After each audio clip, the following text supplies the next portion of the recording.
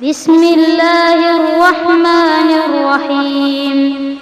ألم نشرح لك صدرك ووضعنا عنك وزرك الذي أنقض ظهرك ورفعنا لك ذكرك فإن مع العسر يسرا إن مع العسر يسرا فإذا فرغت فانصب وإلى ربك فارغب.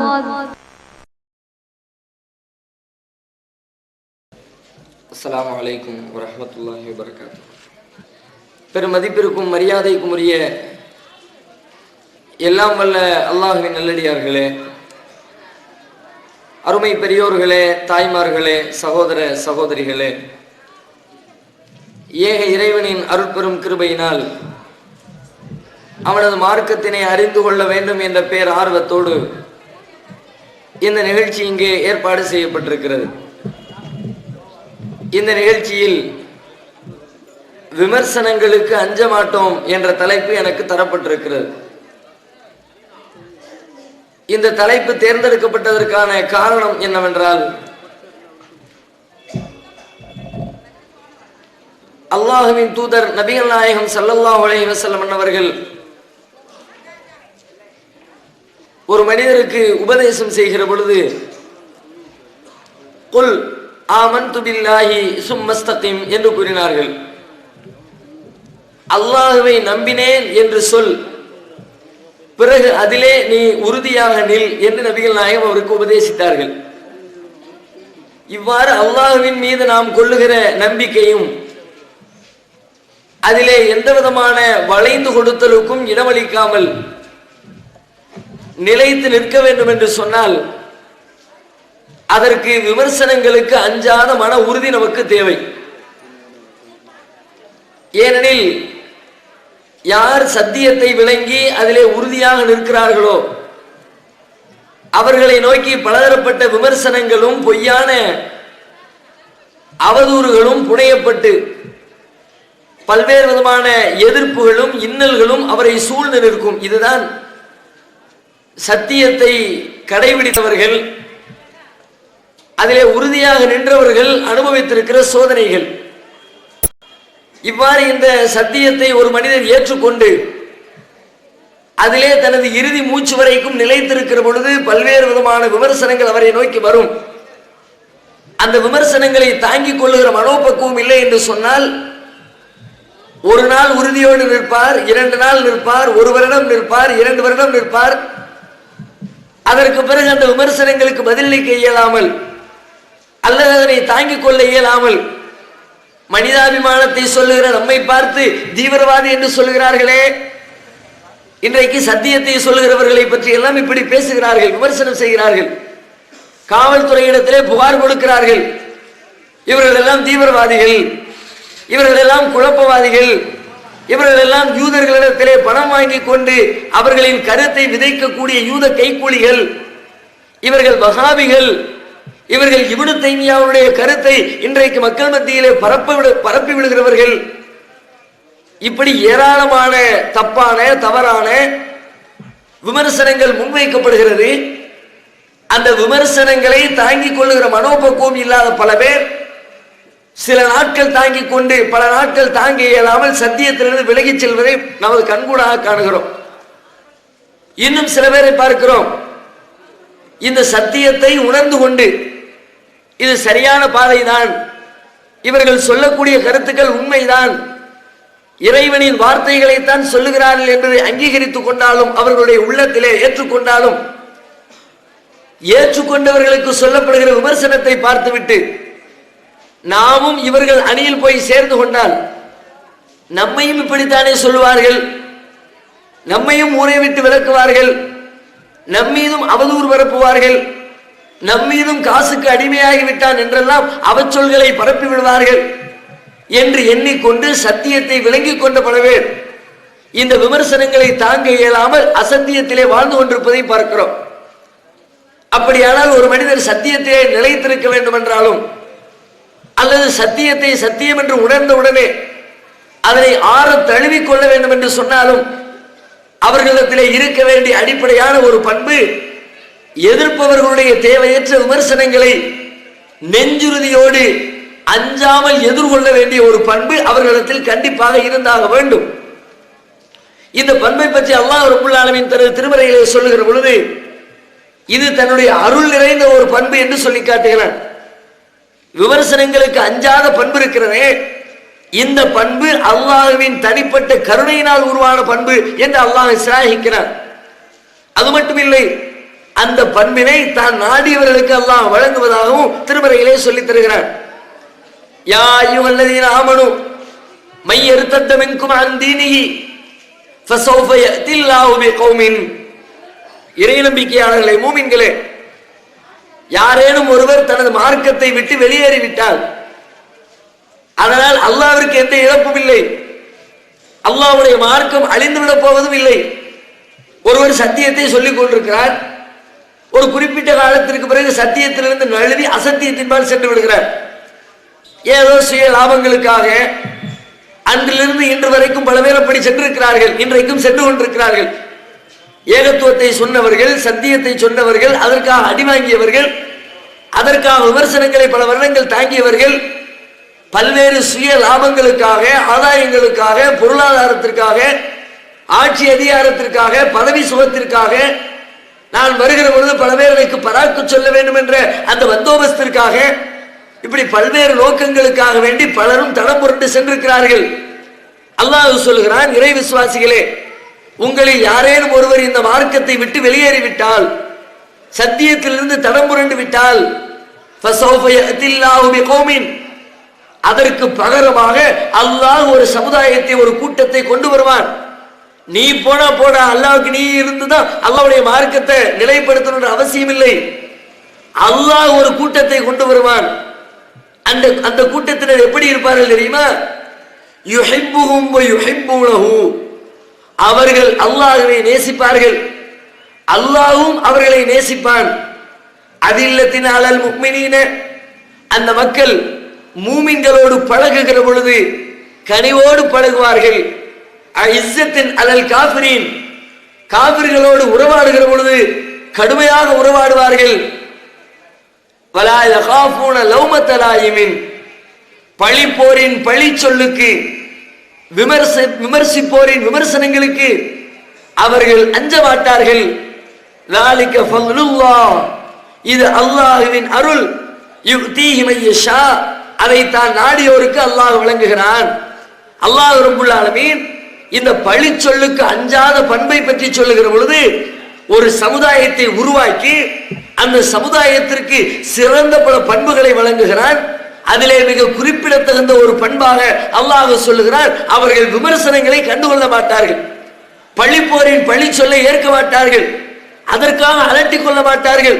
அவர்கள் பேசுகிறார்களே, இப்படி சொல்லுகிறார்களே, நம்மை பார்த்து தப்பும் தவறுமாக விமர்சனம் செய்கிறார்களே, நாம் இந்த சத்தியத்தை சொல்லத்தான் வேண்டுமா, இதை போதிக்கத்தான் வேண்டுமா, இதிலே நிலையத்திற்கத்தான் வேண்டுமா என்று அவர்கள் சந்தேகப்பட்டு கொண்டு சத்தியத்தின் பாதையை நடப்பதிலிருந்தும் தம்மை விலக்கிக் கொள்ள மாட்டார்கள். அப்படியானால் இந்த விமர்சனத்திற்கு அஞ்சாமை என்பது திருமறை குர்ஆன் எந்த அளவிற்கு சிராயித்து சொல்கிறது என்பதை இந்த ஒரு வசனத்திலிருந்து நம்மால் புரிந்து கொள்ள முடிகிறது. அண்ணலம் பெருமகனார் நபிகள் நாயகம் ஸல்லல்லாஹு அலைஹி வஸல்லம் அன்னவருடைய வாழ்க்கையை பார்க்கிறோம். வாழ்க்கையின் எல்லா பக்கங்களும் நமக்கு பல்வேறு கோணங்களில் பாடம் நடத்தப்படுகிற பக்கங்கள். அல்லாஹ் திருமறையை சொல்லுகிறானே, லகத் கான லக்கும் ஃபீ ரசூலில்லாஹி உஸ்வத்துன் ஹஸனத்துன் லிமன் கான யர்ஜுல்லாஹ வல் யௌமல் ஆகிர். அல்லாஹ்வையும் மறுமை நாளையும் ஆதரவு வைப்போருக்கு இதோ இந்த அல்லாஹ்வின் தூதரிடத்திலே அழகிய முன்மாதிரி இருக்கிறது என்று திருமறை குர்ஆன் பேசுகிறது. விமர்சனங்களுக்கு அஞ்சாமை என்ற பண்பை நபிகள் நாயகத்தினுடைய வாழ்க்கையிலே நாம் உரசி பார்த்தால், அவருடைய வாழ்க்கையில் நடைபெற்ற பல்வேறு நிகழ்வுகள், அவர்கள் இந்த உலகத்திற்கு சொன்ன பல்வேறு செய்திகள், அதனை சொல்லுகிற பொழுது பல்வேறு விமர்சனங்கள் வருவதற்கான வாய்ப்புகள் இருக்கிறது என்பது தெள்ள தெளிவாக தெரிந்திருந்தால் கூட கொஞ்சம் கூட மனதிலே தயக்கமில்லாமல், நம்மை பற்றி விமர்சித்து விடுவார்களே என்ற அச்சமில்லாமல், விமர்சித்து விடுவார்களே என்ற பயமில்லாமல் அதை தெளிவாக பயமின்றி நெஞ்சுறுதியோடு மக்கள் மத்தியிலே அந்த சத்தியத்தை எடுத்து சொன்ன வரலாற்று நிகழ்ச்சிகளை ஏராளமாக அல்லாஹ்வுடைய தூதருடைய வரலாற்றிலே நம்மால் காண முடிகிறது. அல்லாஹ்வே சில நேரங்களில் அப்படி சில செய்திகளை நன்றாக தெரியும், இது விமர்சிக்கப்படக்கூடிய செய்தி, அவர்கள் விமர்சிக்கட்டும் என்பதற்காகவே, அவர்கள் விமர்சிக்கட்டும், அதிலே நீர் தெளிவாக நில்லும், விமர்சிக்கிறவர்கள் இவர்கள் என்பதை அடையாளம் காட்டுவதற்காகவே அல்லாஹ் ரப்பல் ஆலமீன் பல நேரங்களில் பல செய்திகளை சொல்லுமாறு நபிகள் நாயகத்திற்கு கட்டளையிடுவதை திருக்குர்ஆனிலே பார்க்கிறோம். உதாரணமாக சொல்வதாக இருந்தால் பல்வேறு வரலாற்று நிகழ்ச்சிகள், நபி ஸல்லல்லாஹு அலைஹி வஸல்லம் அவர்கள் மக்காவிலே வாழுகிற வரைக்கும் கஅபத்துல்லாஹ்வை முன்னோக்கி தொழுது கொண்டிருக்கிறார்கள். மக்காவிலிருந்து மதீனாவிற்கு வந்ததற்கு பிறகு யூதர்கள் முன்னோக்கி தொழக்கூடிய பைத்துல் முகத்தஸை நோக்கி சுமார் ஒரு 17 மாத காலங்கள் அல்லாஹ்வுடைய தூதர் தொழுகிறார்கள். இவ்வாறு மக்காவில் இருக்கிற வரைக்கும் காபா, மதீனாவிற்கு வந்ததற்கு பிறகு பைத்துல் முகத்தஸ், பைத்துல் முகத்தஸுடைய 17 மாத காலத்திற்கு பிறகு மீண்டும் அல்லாஹ் ரப்பல் ஆலமீன் காபாவை நோக்குமாறு ரசூலுல்லாஹி ஸல்லல்லாஹு அலைஹி வஸல்லம் அவர்களுக்கு கட்டளையிடுகிறார். அல்லாஹ்வே குர்ஆன்ல சொல்லி காட்டுறான், வமா ஜஅல்னல் கிப்லத்தல்லதி குன்த அலைஹா, ஏற்கனவே நீர் நோக்கி கொண்டிருந்தீரே அந்த கிப்லாவின்பால் உம்மை நாம் திருப்ப வைத்தோம், திரும்புமாறு சொன்னோம். சொன்னதற்கான காரணம் என்ன என்பதையும் அல்லாஹ் பின்னாடி விளக்கி சொல்கிறான். ஆனால் கொஞ்சம் சிந்தித்து பாருங்கள், அல்லாஹ்வுடைய தூதர் ஒரு ஸ்திரமான ஒரு நிலையான மார்க்கத்தினை மக்களுக்கு போதிக்கிறார்கள். அப்படி நிலையான மார்க்கத்தை சொல்லிக் கொண்டிருக்கிற பொழுது ஆரம்பத்தில் ஒரு சட்டம், அதற்கு பிறகு அந்த சட்டம் மாற்றப்படுகிறது, மீண்டும் அந்த சட்டம் பழைய நிலைக்கு கொண்டு செல்லப்படுகிறது. இவ்வாறு ஒன்னு சொல்லி மாத்தி திரும்ப மாத்தி இப்படி ஒருவர் சொன்னால் என்ன நடக்கும்? எதிரிகள் என்ன செய்வார்கள்? நம்மோடு பணியாற்றக்கூடியவர்கள் என்ன செய்வார்கள்?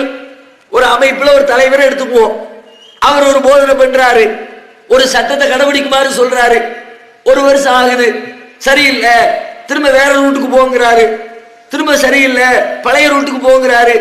என்ன செய்வார்கள்? எத்தனை விமர்சனம் வரும்? என்னடா இந்த மனுஷன் ஒரு ஸ்டெடியான முடிவு இல்லையா, ஒரு தீர்க்கமா சிந்திக்க தெரியலையே, ஒரு தூர நோக்கோடு கூடிய ஒரு பார்வை இல்லையே, எடுத்து எங்க ஒருத்தர் முடிவெடுக்கிறாரு, இன்னைக்கு ஒரு சட்டம் நாளைக்கு ஒரு சட்டம் பேசுறாரு என்று மக்களால் விமர்சிக்கப்படுவார்கள்.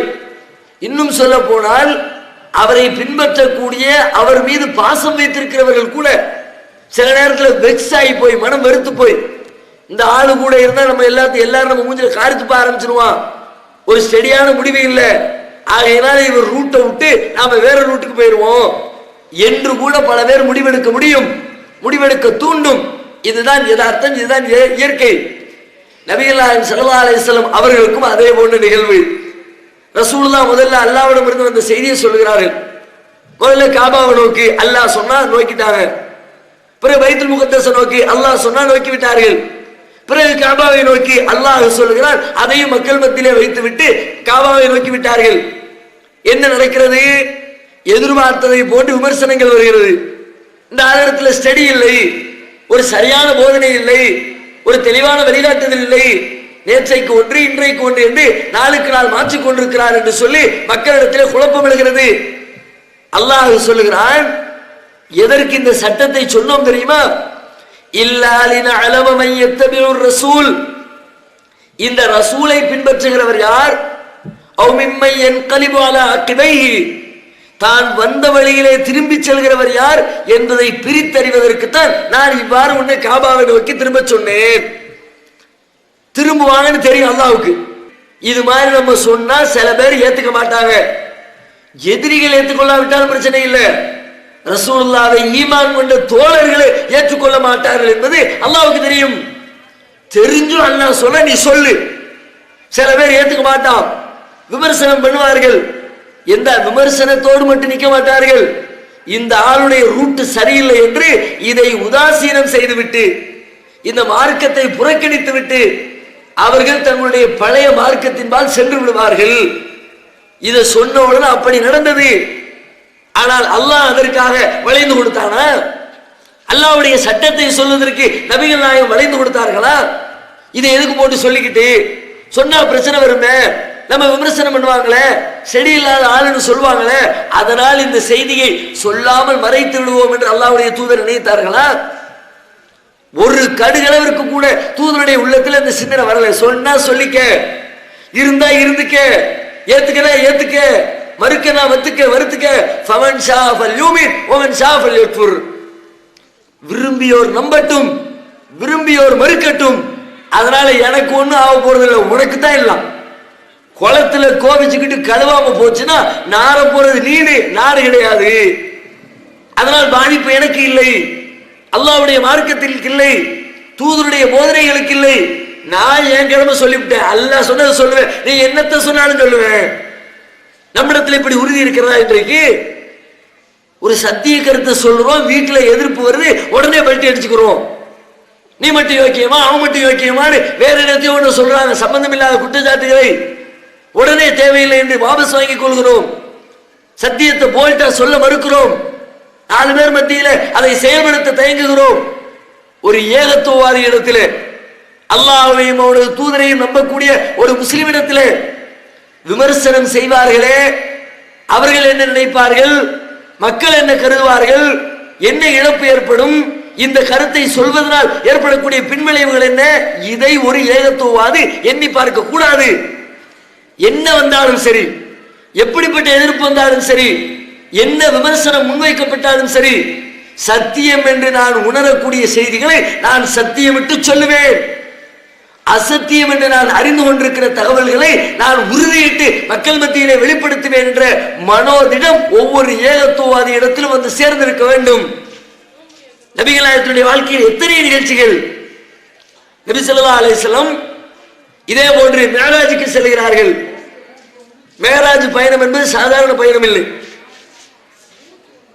பூமியில ரசூலுல்லாஹ் தூங்கிட்டு இருக்கிறவங்கள எழுப்பி ஒரு வாகனத்துல உட்கார வச்சு அங்கிருந்து காபாவில இருந்து தூக்கிட்டு போய் பைத்துல் முகத்தஸ்ல நிப்பாட்டி பல 100 மைல்கள் கிலோமீட்டர் தள்ளி இருக்கக்கூடிய பைத்துல் முகத்தஸ்ல தொழுகை நடத்தி அங்கிருந்து விண்ணுலகத்துக்கு ஏறி அங்க போய் அல்லாஹ்விடத்துல பேசி வர இருக்கக்கூடிய நரகத்தை பார்த்து, சுவர்க்கத்தை பார்த்து, ஹவுதுல் கௌசரை பார்த்து, 7 வானங்களை கடந்து செல்கிற பொழுது பல்வேறு இறை தூதர்களை பார்த்து, இப்ராஹிம் நபியை சந்தித்து, ஆதம் நபியை சந்தித்து, யூசுப் அலைஹிஸ்ஸலாத்தை சந்தித்து, மூசா நபியை சந்தித்து, இப்படி பல்வேறு தூதர்களை சந்தித்து விட்டு ஒரே இரவிலே மீண்டும் திரும்பி பூமிக்கு வருகிறார்கள். அல்லாஹ்வுக்கு இது ஒரு பெரிய வேலை இல்லை. ஒரு நைட்ல தூக்கிட்டு போய் ஆகாயத்தை காட்டுறது, சொர்க்கத்தை காட்டுறது, நரகத்தை காட்டுறது, தூதரோடு பேசுறது பெரிய விஷயம் இல்லை. எத்தனையோ ஆச்சரியமான நிகழ்வுகளை வல்லாஹு அலா குல்லி ஷைஇன் கதீர், எல்லா காரியத்திற்கும் அல்லாஹ்விற்கு சக்தி இருக்கிறது. நினைச்சதை செய்து முடிக்கிற ஆற்றல் இருக்குது. அல்லாஹ் மேல நம்பிக்கை வச்ச ஒருத்தருக்கு இதுல டவுட்டே வரக்கூடாது. அல்லாஹ் என்று சொன்னால் அனைத்தையும் முடிக்கிற ஆற்றல் படைத்தவன். இன்னைக்கு நம்மள பல பேர் அப்படி நம்பவே இல்லை, அது வேற விஷயம். சும்மா ஏதோ அல்லாஹ்வை நம்மள மாதிரி ஒரு சாதாரண மனுஷன் மாதிரி, ஒரு மனுஷனுக்கு என்ன முடியுமோ, ஒரு நல்ல அதிகாரிக்கு என்ன முடியுமோ அந்த அளவுக்கு தான் அல்லாஹ்வுக்கும் முடியுங்கிற மாதிரி தப்பு கணக்கு போடுறோம் நாம. அதனால தான் அல்லாஹ்விடத்துல என்ன கேட்கணுமோ, எப்படி கேட்கணுமோ அவைகளில் எல்லாம் குறை வைக்கிறோம்.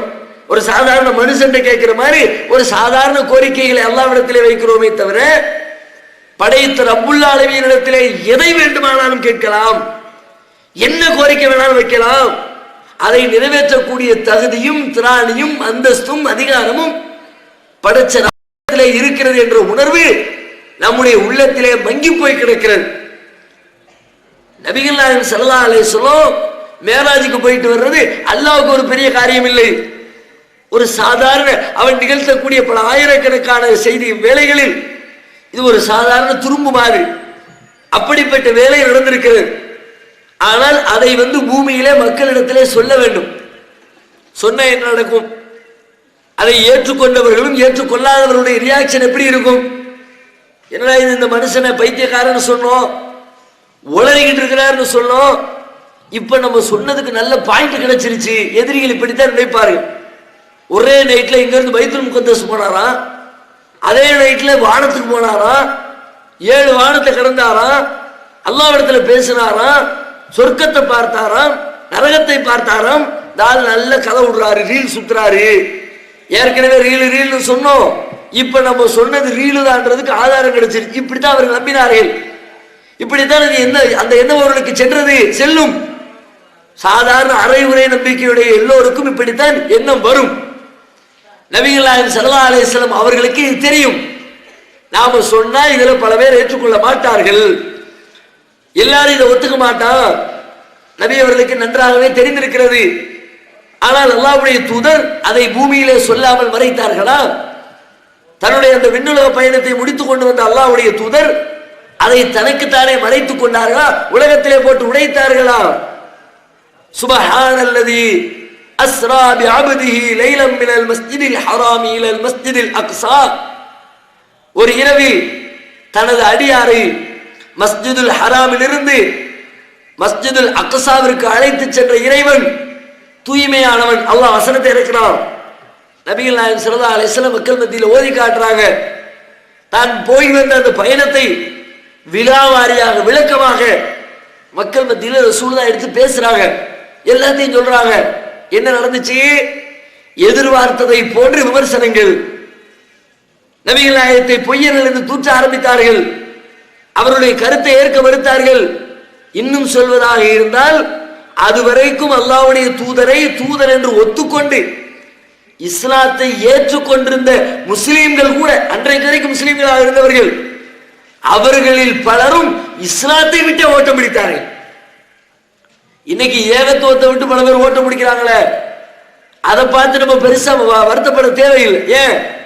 நம்ம கூட 10 வருஷம் 5 வருஷம் 20 வருஷம் பணியாற்றி விட்டு வெளியே செல்கிறவர்களை விட அல்லாஹ்வுடைய தூதரோடு 5 வருஷம் 7 வருஷம் 10 வருஷம் கூட இருந்து அவங்களுடைய போதனைகளை கேட்டு அவங்களுக்கு குர்ஆனை இறங்குகிற பொழுது அப்படியே கண்ணார கண்டு அவர்களுடைய வாயிலிருந்து சத்தியத்தை அங்கீகரித்துக் கொண்டு அதிலேயே நிலையாக நிற்காமல் பல பேர் ஓடி இருக்கும் பொழுது இன்னைக்கு நம்ம கூட இருந்துட்டு ஓடுற ஒரு பெரிய பயங்கரமான ஒரு மேட்ரு இல்லை.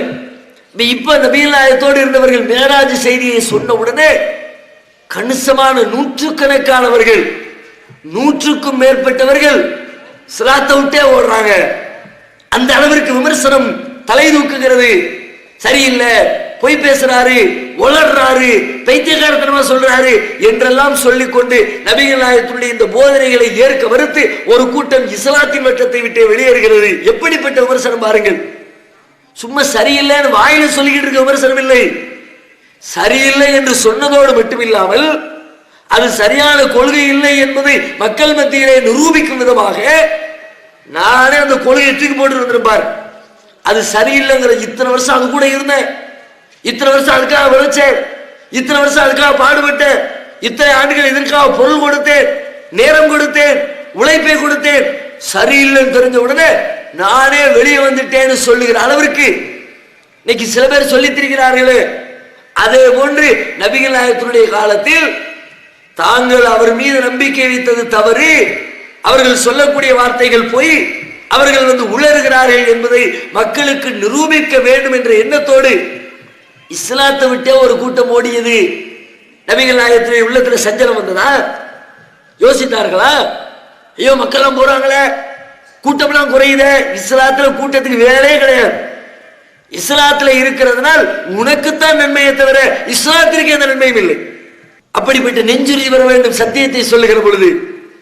ஒரு ஏகத்துவவாதியுடைய உள்ளத்தில் என்ன வேணாலும் சொல்லு, என்ன பிரச்சனை வரட்டும், என்ன விமர்சனம் வரட்டும், அதற்காக நான் எடுத்து வைத்திருக்கிற இந்த சத்திய பாதையிலிருந்து பின்வாங்க மாட்டேன் என்ற மன உறுதியை நம்மில் நாம் வளர்த்துக் கொள்ள வேண்டும்.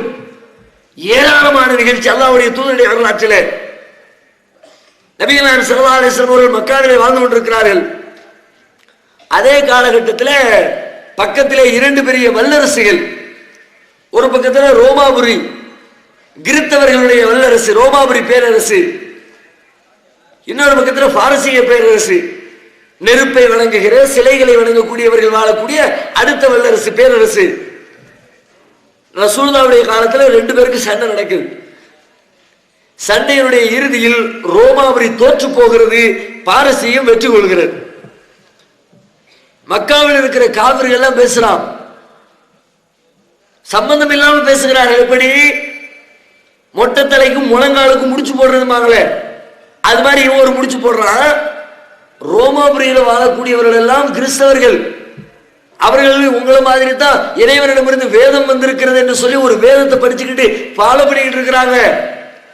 பாரசீகத்தில் இருக்கிறவங்க எங்களை மாதிரி சிலைகளை வணங்குறவங்க, நெருப்பு வணங்குறவங்க. அப்ப வேதம் கொடுக்கப்பட்டவருக்கும் சிலையை வணங்குறவருக்கும் நடந்த சண்டையில வேதத்தை வாங்கினவங்க தோத்து விட்டாங்க, சிலையை வணங்குறவங்க ஜெயிச்சு விட்டாங்க. அதே மாதிரி உங்களுக்கு எங்களுக்கு நடக்க பிரச்சனையில சிலையை வணங்க நாங்க ஜெயிச்சிருவோம், வேதத்தை பின்பற்ற நீங்கள் தோற்று விடுவீர்கள்.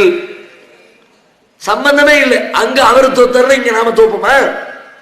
அதுக்கான வாய்ப்போ சாத்தியக்கூறுகளோ எதுவும் இல்லை.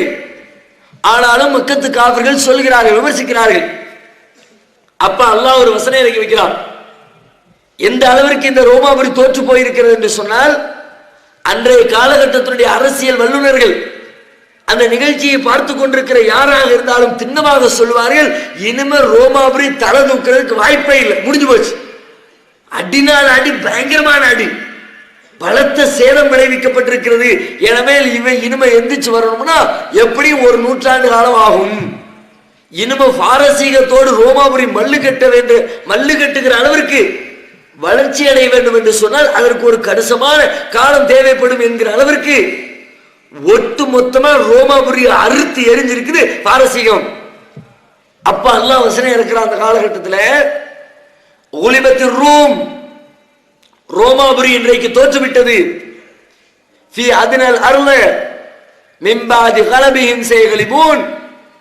பக்கத்தில் இருக்கிற பூமியை இந்த தோல்விக்கு பிறகு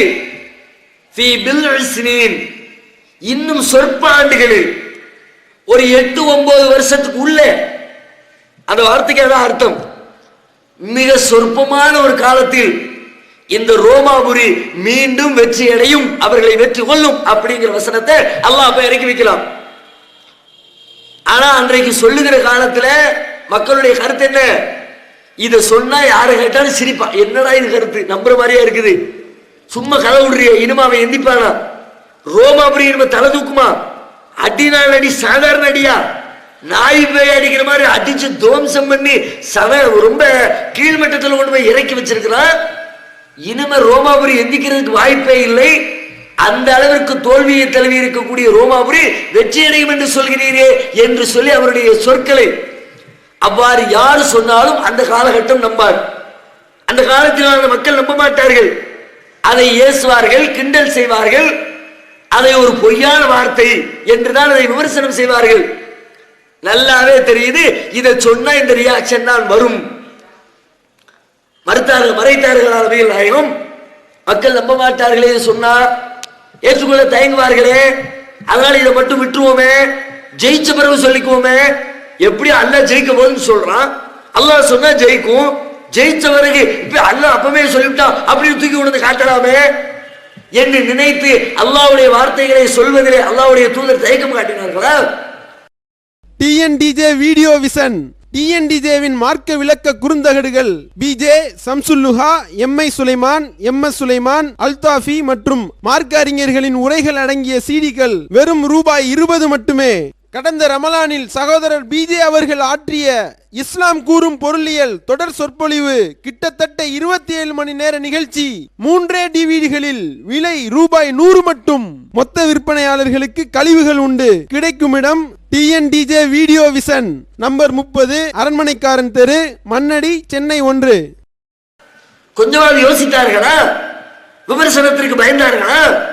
அல்லாஹ் வசனத்தை இறக்கின உடனே நீ எப்படி வேணாலும் விமர்சனம் பண்ணிக்க, அல்லாஹ்வுடைய வார்த்தைகளை அதற்காக நான் மறைக்க மாட்டேன், தூக்கி போடுறான் மக்கள் மன்றத்தில். சில ஆண்டுகளுக்கு பிறகு அல்லாஹ் ரப்புல் ஆலமீன் அந்த வசனத்தை உண்மைப்படுத்துகிறான். நபிகள் நாயகம் வாழக்கூடிய காலகட்டத்திலே அந்த ரோமாபுரியை வெற்றி அடைய செய்து, பாரசீகத்தை தோல்வி அடைய செய்து ஒரு மாபெரும் வெற்றியினை அல்லாஹ் அவர்களுக்கு வழங்குகிறான். அது 2வது. ஆனாலும் இங்கே கவனிக்க வேண்டிய செய்தி என்ன?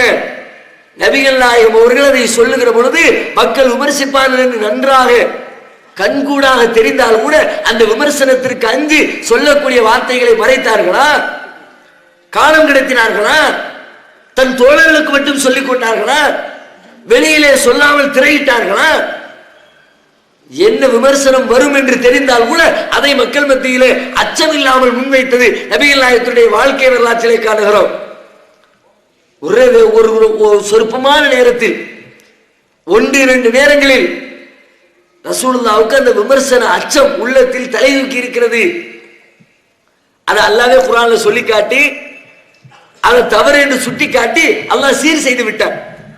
மனிதன் என்ற அடிப்படையில் சில நேரத்தில் வருனாங்க, என்னத்தான் அல்லாஹ்வுடைய தூதர் அல்லாஹ்வுடைய பாதுகாப்பில் இருந்தால் கூட இயற்கையில் மனிதன் என்ற அடிப்படையில் அவர்களுக்குள்ளே மறைந்திருக்கக்கூடிய குணாதிசயங்கள் சில நேரங்களில் தலை தூக்குகிறது. அது ஒரு கட்டம். நபிகள் நாயகத்தினுடைய வளர்ப்பு மகன் ஜெயித் அவங்களுக்கு கல்யாணம் முடிச்சு கொடுக்குறாங்க. தன்னுடைய மாமி மகள் ஜெயினபை கல்யாணம் முடிச்சு கொடுக்குறாங்க. 2 பேருக்கு மத்தியில் குடும்ப உறவு சந்தோஷமா இல்ல. நாளுக்கு நாள் பிரச்சனை வளர்ந்து கொண்டே போகிறது. நபிகள் நாயகத்துக்கு நல்லா தெரிகிறது, இவர்கள் மேலும் சேர்ந்திருந்தால் வீட்டில் பிரச்சனை தான், சந்தோஷமாக இருக்க இயலாது, குடும்பத்திலே சண்டையோடும் சச்சரவுகளோடும் நிம்மதி இல்லாமல் வாழ்வார்கள், இவர்கள் பிரிந்து விடுவதுதான் நல்லது. அல்லாஹ்வுடைய ஏற்பாடும் அப்படித்தான் இருக்கிறது, ரசூலுல்லாஹ்வுடைய உள்ளமும் அதைத்தான் சொல்லுகிறது. நபிகள் நாயகத்தில் வழக்கு வருகிறது, கணவன் மனைவி பிரச்சனை, 2 பேரும் குடும்ப தகராறு கொண்டு வந்து நிப்பாட்டுறாங்க. வந்து நிப்பாட்டினார். ரசூல் ஸல்லல்லாஹு அலைஹி வஸல்லத்துக்கு நல்லா தெரியுது இவர்கள் சேர்ந்திருப்பது சரியல்ல என்று. ஆனாலும் என்ன சொல்றாங்க அவர்கிட்ட, அம்சிக் அலைக்க ஜௌஜக்க, ஏன்பா உன் மனைவியை விட்டு பிரிய போற? நம்ம இடத்துல ஒரு வழக்கு வருதுன்னு வச்சுக்குவோம், நமக்கு அருகாமையில ஒரு குடும்பம், எப்ப பார்த்தாலும் பிரச்சனை, அடிதடி, கோர்ட்டு கேஸ் வழக்கு, நிம்மதி இல்லை. நல்லா தெரியுது பிரச்சனை நம்ம இடத்துல வருது. கணவன் மனைவி விவாகரத்துக்காண்டி வந்தா நம்ம என்ன சொல்லுவோம்? என்னத்தான் இருந்தாலும் ஒரு தம்பதியர் பிரியக்கூடாது இல்லையா? கணவன் மனைவி சேர்ந்து வரனா நல்லா இருக்குமே சொல்லிட்டு போதனை செய்வோம். அதே மாதிரி சாதாரண நல்லா தெரிஞ்சாலும் பிரியமானு சொல்ல மாட்டோம். ரசூலுல்லாஹ்வும் நல்லா தெரியுது இவங்க சேர்ந்திருக்கிறது சரியில்லைன்னு. ஆனாலும் உள்ளத்துக்குள்ள ஒன்றை வைத்துக் கொண்டு வெளியில மக்கள் தப்பா நினைச்சிருவாங்களே, விமர்சனம் பண்ணிடுவாங்களேங்கிற மாதிரி லேசான உள்ளத்துல ஒரு உறுத்தலோடு அம்சிக்கு அலைக்க சௌஜக்க, இப்போ மனைவியோடு நீ சேர்ந்துரு, வத்தக்கில்லாக அல்லாஹ் பயந்துக்கைய என்று நபிகள் நாயகம் போதிக்கிறார்கள். அல்லாஹ் சொல்றான், இது துகுஃபி ஃபீ நஃப்ஸிக, நீர் உமது உள்ளத்திலே ஒன்றை மறைத்து வைத்து விட்டீர். மல்லாஹ் உம்புதி, அல்லாஹ் வெளிப்படுத்த நினைத்ததை நீர் மறைத்து விட்டீர். வதக்ஷன் நாஸ், மக்களுக்கு அஞ்சுகிறீரா? வல்லாஹு அஹக்கு அன் தக்ஷா, நீர் அஞ்சுவதற்கு அல்லாஹ்வே அதிக தகுதி படைத்தவன். அல்லாஹ் பயப்படுறதை விட்டுவிட்டு மக்கள் என்ன பேசுவாங்க, ஊர்காரங்க என்ன சொல்லுவாங்க, தப்பா நினைப்பாங்களே, குடும்பத்தை பிரிக்கிறாரு, ரத்து தாக்கு சொல்றாரு என்று உங்கள் மீது தப்பான அபிப்பிராயமும் விமர்சனமும் வந்துவிடும் என்று அஞ்சு உள்ளத்துக்குள்ள ஒன்ன வச்சுக்கிட்டு வெளியில ஒண்ணு நீங்க சொன்னீங்கன்னா என்று அல்லாஹ் கடுமையான வார்த்தைகளில் நபிகள் நாயகத்தை கண்டித்து திருமறை குர்ஆனிலே வசனம் இறக்கி அந்த தவறை கூட அல்லாஹ் சரி செய்கிறான்.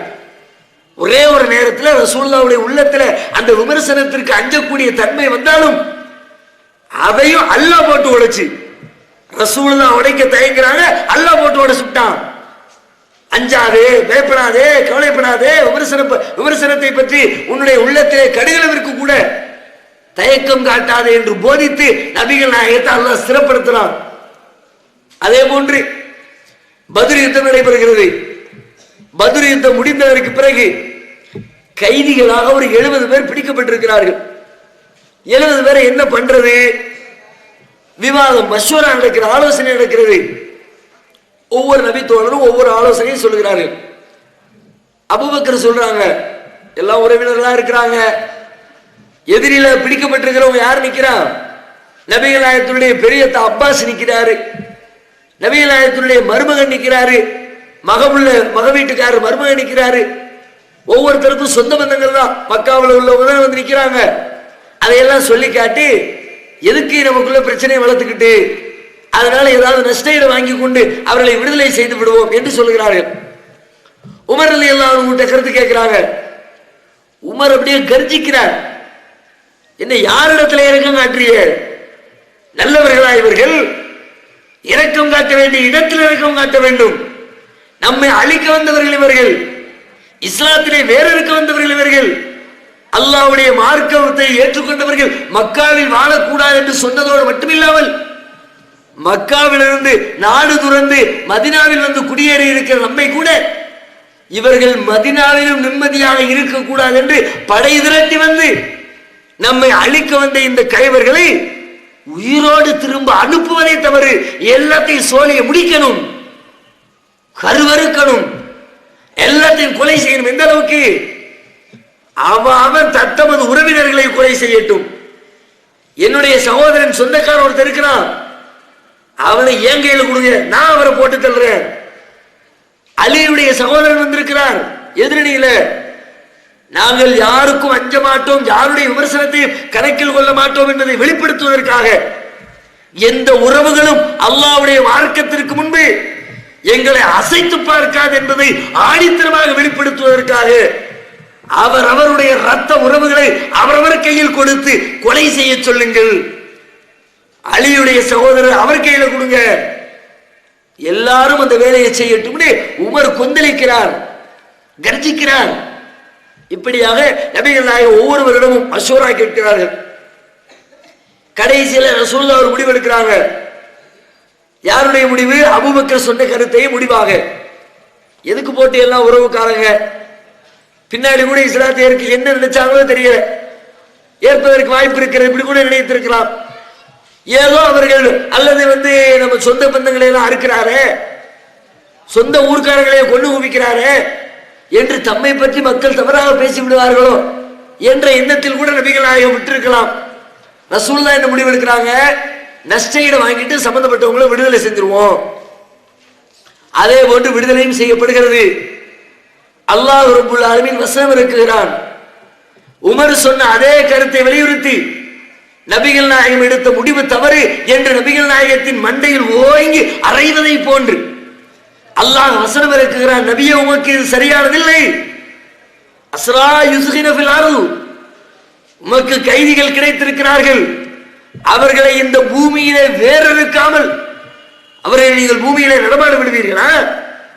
அவனை விட்டுவே திரும்ப போய் என்ன செய்வான்?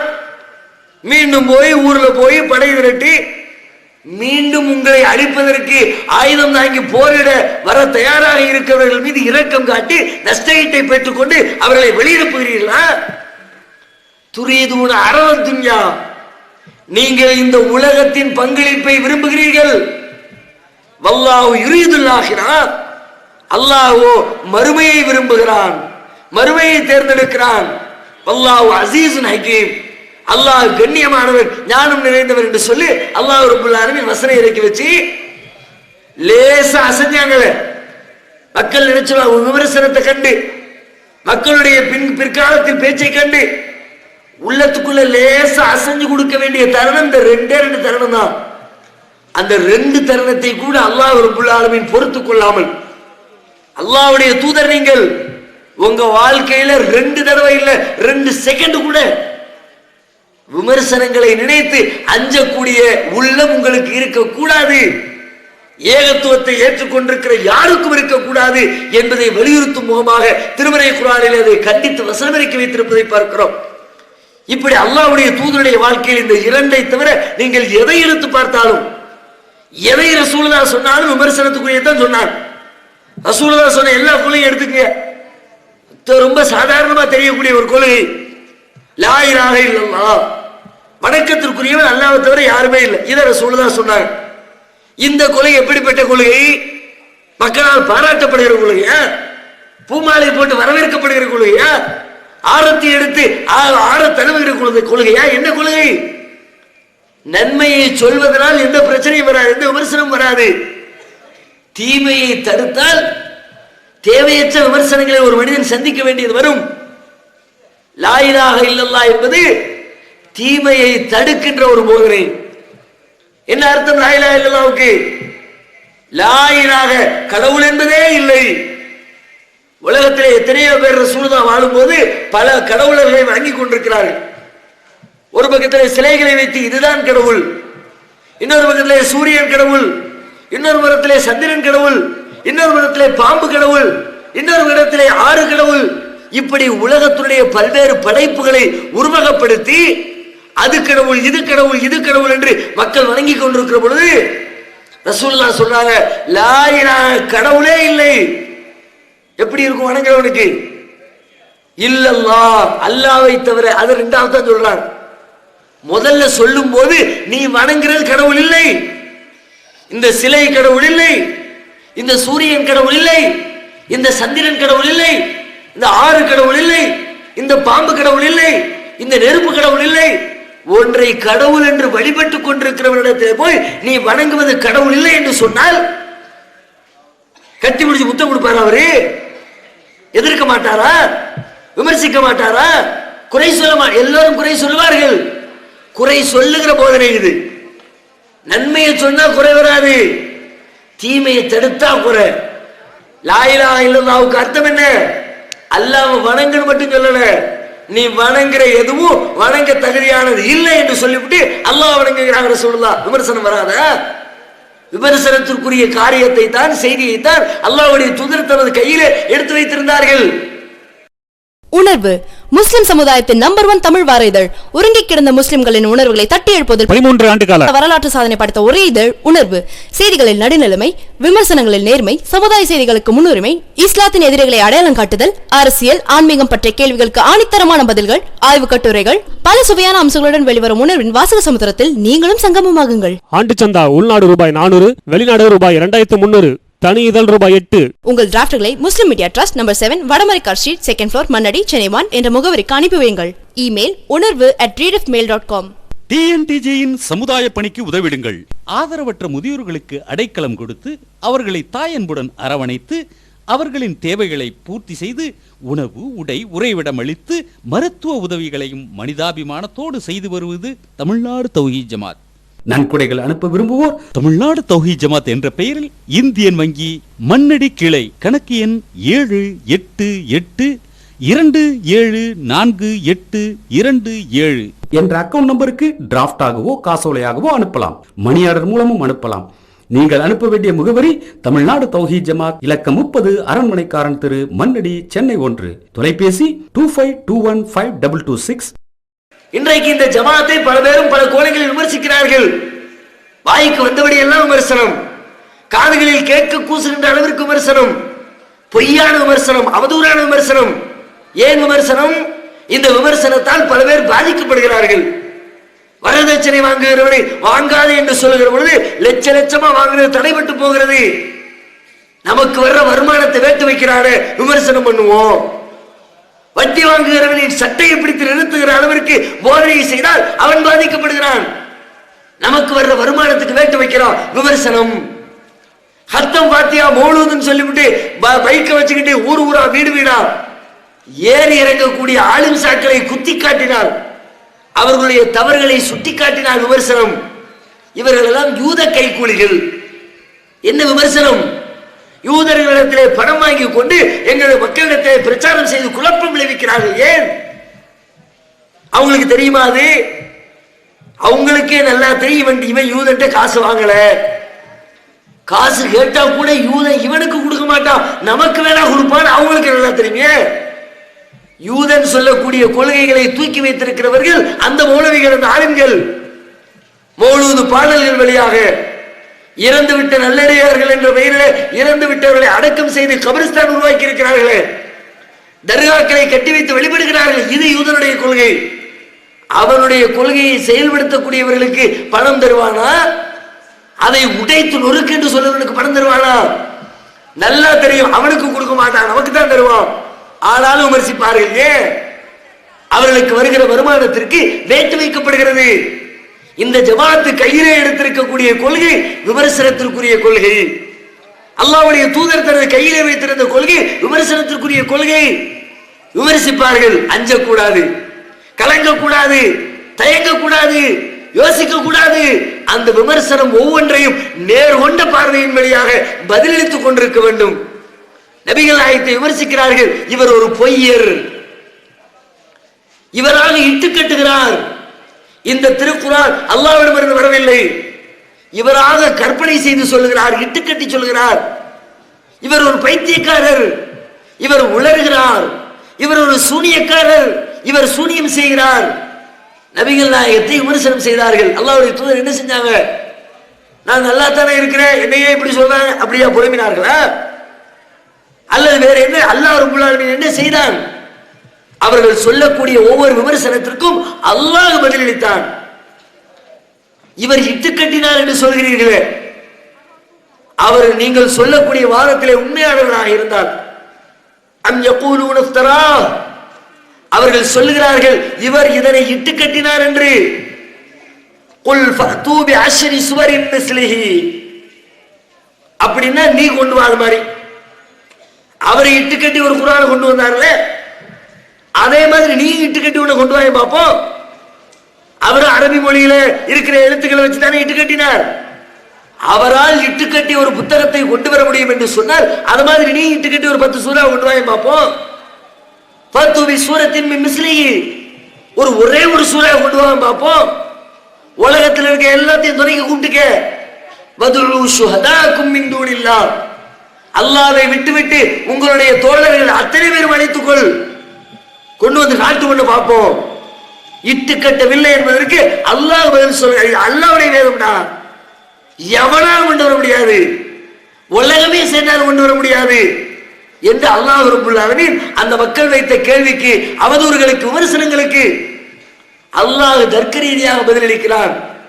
அப்ப இப்படி வரக்கூடிய விமர்சனங்களை சரியான முறையில் எதிர்கொண்டு பதிலளிக்க வேண்டுமே தவிர அஞ்சி நடுங்க கூடாது, நடுங்கி ஒடுங்க கூடாது. இது சத்தியத்தை சொல்வதற்கு தான் விமர்சனம் வருமே, பயப்படக்கூடாது. ஆனால் இன்னைக்கு நம்ம ஆளுகள் பல பேரிடத்தில் எப்படி தெரியுமில, 5 விமர்சனத்துக்கு அஞ்ச மாட்டாங்க. என்ன விமர்சனம்? எல்லா அயோக்கியத்தனத்தையும் பண்ணுவாரு. யார் விமர்சனம் பண்ணாரு அஞ்ச மாட்டார். அடுத்தவன் காசை எடுத்து சுள்ளையில போட்டுக்கிறேன், எவன் கேட்டாலும் போனா கேரே கிடையாது.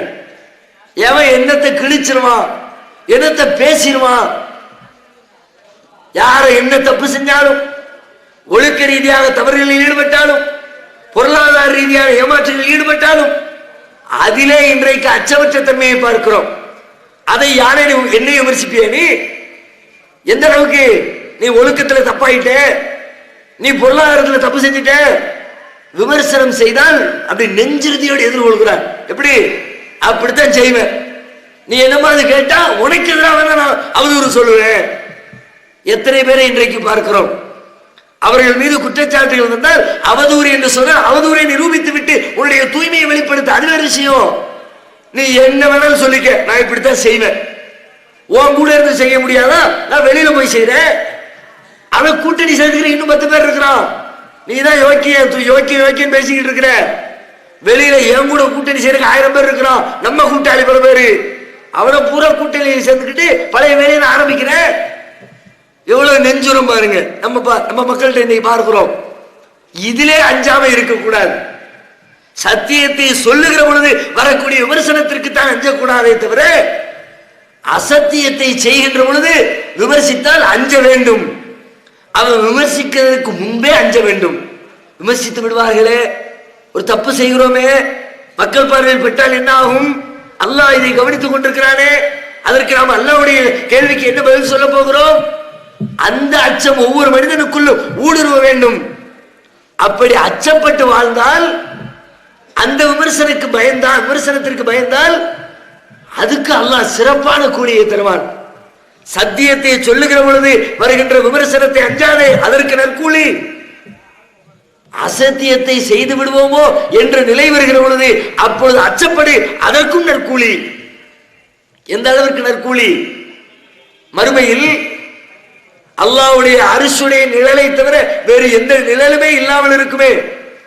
அப்படிப்பட்ட தருணத்தில் அல்லாஹ் ரப்பல் ஆலமீன் சில மனிதர்களுக்கு அந்த நிழலிலே, அரிசிலே நிழல் தருவான் அல்லாஹ். அதுல ஒருத்தர் பத்தி ரசூலுல்லாஹ் சொல்றாங்க, வரஜுலுன் தஅத்துஹு இம்ராத்துன் லாத்து மன்சபின் வ ஜமாலின், ஒரு பெண் நல்ல அழகும் நல்ல பதவி அந்தஸ்துடைய ஒரு பெண் ஒரு மனிதனை அழைக்கிறாள். தவறான சிந்தனைக்காக தன்னோடு இணங்குமாறு அழைக்கிறாள். அப்பொழுது இன்னி அகாஃபுல்லாஹ், நான் அல்லாஹ்வை அஞ்சுகிறேன் என்று ஒருவன் அந்த தீமையிலிருந்து ஒதுங்கினால், தீமை செய்வதற்கு அஞ்சினால், அந்த தீமையை பயந்தால், அந்த பயத்திற்காக வேண்டி அல்லாஹ் கொடுக்கிற கூலி மறுமையிலே அரிசிக்கு கீழே உனக்கு நான் நிழல் தருகிறேன். மேலும் நபிகள் நாயகம் சொல்கிறார்கள், கடந்த காலத்தில் ஒரு 3 மனிதர் காட்டு வழியாக செல்கிறார்கள். மழை கொட்டென்று கொட்டுகிறது. ஒரு குகைக்குள்ளே போய் அடைக்கலம் தேடுகிறார்கள். ஒரு பெரிய பாறாங்கல் வந்து குகை வாசலை மூடுது. உள்ளே அமர்ந்திருக்கிற மனிதர்கள் 3 அல்லாஹ்விடத்திலே பிரார்த்தனை செய்கிறார்கள். அவங்களுடைய வாழ்க்கையில் நடந்த நல்ல காரியத்தை சொல்லி அதுல ஒருத்தர் சொல்றாரு, யா அல்லாஹ், ஒரு பெண், என்னுடைய உறவு பெண், தவறான நடத்தைக்கு அவளை நான் அழைத்தேன். என்னோடு இணங்க மறுத்தால், ஒரு நாள் அவருக்கு பொருளாதார தேவை ஏற்பட்டது. என்னிடத்திலே வந்து நின்றால் எனது ஆசையை தெரிவித்தேன், கட்டுப்படுமாறு சொன்னேன். அதற்கு அவள் இணங்கி தவறு செய்ய முனையக்கூடிய கடைசி நிமிடத்தில் அல்லாஹ்வை பயந்து கொள் என்று சொன்னால், உனக்கு பயந்து உனக்கு அச்சப்பட்டு உன் சன்னிதானத்திலே நிற்க வேண்டுமே என்பதை பயந்து நான் அந்த காரியத்தை விட்டு விலகிக் கொண்டேன். ரஜா ரஹ்மத்திக்க ஓ மகாபத்தா அதாபிக்க, உன் அருளை எதிர்பார்த்தவனாக, உன் வேதனையை பயந்தவனாக அந்த காரியத்திலிருந்து நான் விலகிக் கொண்டேன். எங்களுக்கு இந்த கஷ்டத்திலிருந்து எங்களுக்கு விடுதலை தாயின் அவர் கேட்கிறார். இப்படி 3 மனிதர்கள் தங்களுடைய வாழ்க்கையில் அல்லாஹ்விற்கு பயந்து தீமைகளிலிருந்து தவறுகளிலிருந்து விலகிக் கொண்ட நிகழ்ச்சியை அவர்கள் சொல்லுகிறார்கள். அதற்கு பகரமாக அல்லாஹ் அந்த குகை வாசலில் இருந்த அந்த பாறாங்கல்லை அகற்றி அவர்களுக்கு உதவி செய்ததாக அல்லாஹ்வுடைய தூதர் சொல்லித் தருகிறார்கள். தீமைக்கு அஞ்சினால், தீமை செய்ய பயந்தால் அதற்கு அல்லாஹ்விடத்திலே நற்கூலி. சத்தியத்தை சொல்கிற பொழுது அசத்தியத்தை செய்யாமல் இருப்பதற்கு அச்சமின்மை, சத்தியத்தை சொல்லுகிற பொழுது வரக்கூடிய விமர்சனத்திற்கு என்ன வேண்டுமானாலும் சொல் என்று சொல்லி தெளிவான நெஞ்சுறுதியோடு அச்சமில்லாமல் வாழக்கூடிய ஒரு வாழ்க்கை என்று சொல்லி நமது வாழ்க்கையில் விமர்சனத்திற்கு அஞ்சாமல் நல்லதை செய்வோம். விமர்சனங்களுக்கு அஞ்சி தீமையிலிருந்து விலகுவோம். அல்லாஹ் ரப்பல் ஆலமீன் அப்படிப்பட்ட நற்பண்புடையவர்களாக நம் அனைவரையும் வாழச் செய்வானாக. வாஹிர் தஅவானா அல்ஹம்துலில்லாஹி ரப்பில் ஆலமீன். அஸ்ஸலாமு அலைக்கும் வரஹ்மத்துல்லாஹி வபரகாத்துஹு. அல்லாஹ்